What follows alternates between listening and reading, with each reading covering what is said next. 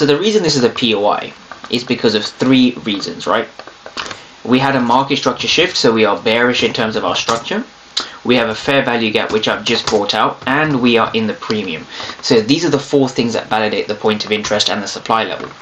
And now from here, we want to do the same thing. We want to understand where the demand levels are. Where are the bullish fair value gaps? Because these are going to be areas of pullback.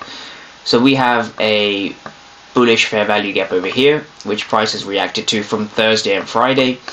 And we also have a fair value gap down over here. So these are our two main regions of interest.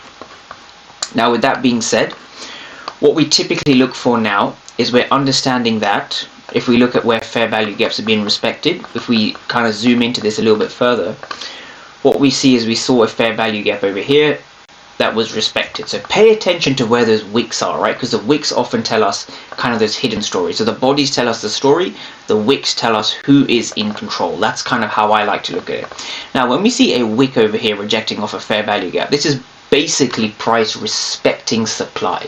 When price respects supply on more than one occasion, so notice how price respected this fair value gap and price has respected this fair value gap. So this is showing us that supply is currently in control of the market. Right now, from here we have kind of the same thing where we had a fair value gap from Monday, price kind of came in heavily, and now we are kind of in this region, right? So the way that I look at this based off a daily time frame is if we were to break above this level, then I do expect higher prices, and we could expect this POI to be eventually broken based off weekly analysis.